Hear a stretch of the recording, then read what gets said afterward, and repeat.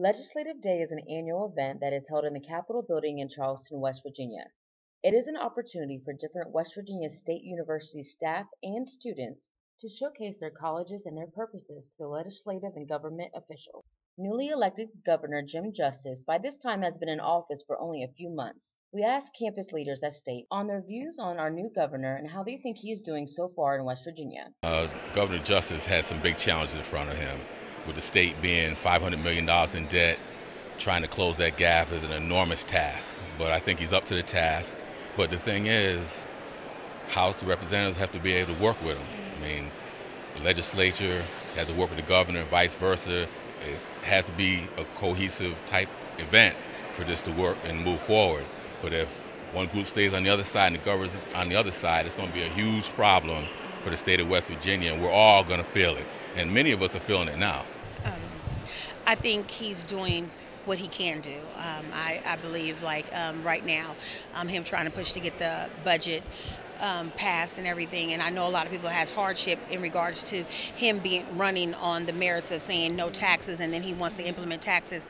I believe there becomes a time when we have to stand up as a whole state and say, okay, we'd rather pay these taxes now and get them taken away so we can get out of so we can get back in the green and get out of the red. Do I wish he can do more? Definitely. I'm a social worker.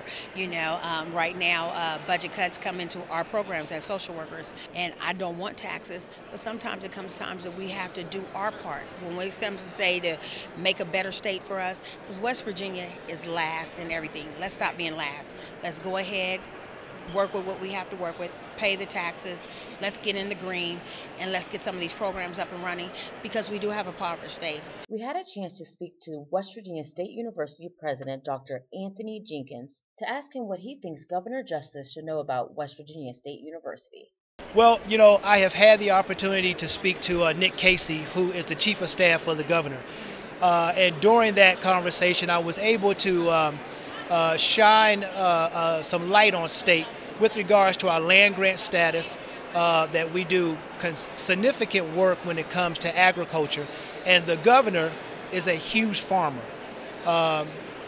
Many people think that he earned his wealth in businesses and so on and so forth, but actually I learned that the bulk of his wealth has been generated through his farming interests and farmland that he owns here in West Virginia, North Carolina, and some other places. So that's a great opportunity for us to illustrate what we do with regards to land grant and how we are in 38 counties and how we are driven to make sure that the agricultural component of this state returns to its prominence where it was about 50 years ago. Reporting for WVSU Newsline, I'm Angelica Willis.